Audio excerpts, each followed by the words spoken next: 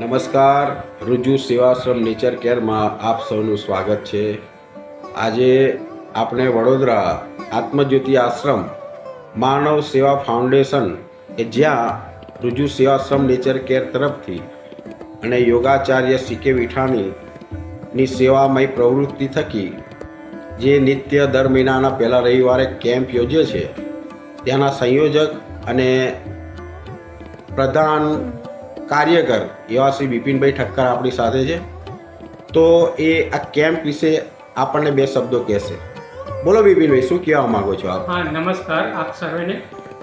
હું જ્યારે સુરત મને જ્યારે ડૉક્ટર સાહેબની જાણકારી મળી અને સુરત દવા લેવા ગયો અને એનો મને જે લાભ મળ્યો ત્યારે મેં વિચાર્યું કે બધાને સુરત આવવું પડે અને સુરત આવે ત્યારે એમને ઘણી બધી તકલીફ પડે અને ઘણો બધો સમય બગડે, એટલે આ લાભ જો વડોદરામાં કોઈને મળતો નથી તો વડોદરામાં પણ લાભ મળે એવી મારી અપેક્ષા હતી અને એટલા માટે હું અહીં માનવ સેવામાં સેવા આપું છું.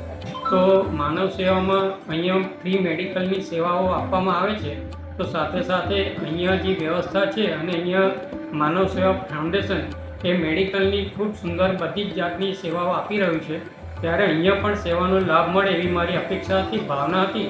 એટલે હું અહીંયા મેં વિઠાણી સાહેબને ભલામણ કરી અને કીધું કે તમે અહીંયા આવીને આવો કંઈક લાભ આપો તો અમને એક રાહત મળે અને અહીંયા જે બધાને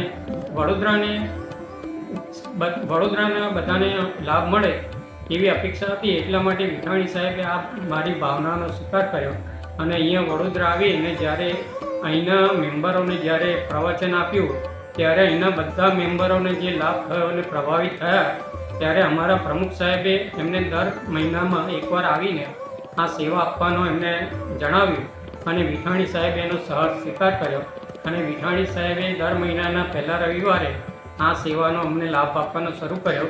છેલ્લા 3 મહિનાથી વિઠાણી સાહેબ અહીં સેવા આપે છે અને ઘણા બધાએ આનો લાભ લીધો છે અને ઘણા બધાને ખૂબ સરસ ફાયદો થયો છે. એ માટે અમે ઘણાના જે આરોગ્યની બાબતમાં જે આશીર્વાદના હિસાબે અમે આ પ્રવૃત્તિ કરી રહ્યા છે અને આનો લાભ મળ્યો છે ત્યારે અમને ખૂબ એનો આનંદ છે અને વિઠાણી સાહેબ અમને આનો લાભ આપતા રહે એવી અમે અપેક્ષા રાખીએ છીએ. ત્યારે જોઈએ છે તો એ સંખ્યામાં ઉત્તરોત્તર વધારો થઈ રહ્યો છે અને એને લીધે અમને પણ એક જે આનંદ થાય છે કે ખરેખર આનો લાભ બધાને મળી રહ્યો છે અને એ રીતે બધાના આરોગ્યમાં સુધારો થયો છે. તો એનો અમને આનંદ છે અને આનાથી જે આ પદ્ધતિ એમને એવી છે કે એનાથી કાયમ માટે દવાઓ કાયમ લેવી પડે છે એનામાંથી પણ છુટકારો મેળવી શકે છે. તો આવી પ્રકારની પદ્ધતિ હોય તો એ તો બહુ સારી કહેવાય અને એના માટે અમે ખૂબ આનંદિત છે અને અમને એનો બહુ આનંદ છે. વિઠાણી સાહેબનો પણ અમે ખૂબ ખૂબ આભાર માનીએ છીએ કે આવી અમને સેવાનો લાભ આપ્યો અને આવો લાભ અમને મળતો રહેશે. ખૂબ ખૂબ આભાર વિઠાણી સાહેબ. થેન્ક યુ જગદીશભાઈ, તમને પણ, કારણ કે તમે પણ અમને તમારા થકી આ લાભ મળ્યો છે. તમારો પણ અમે ખૂબ ખૂબ આભાર માનીએ છીએ.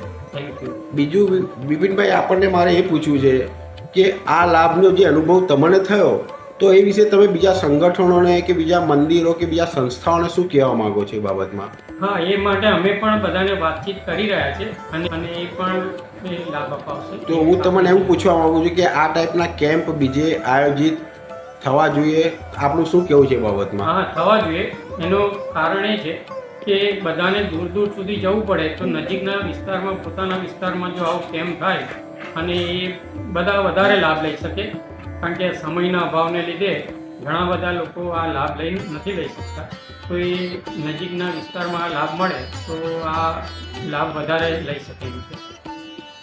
ઓકે, ધન્યવાદ. Thank you.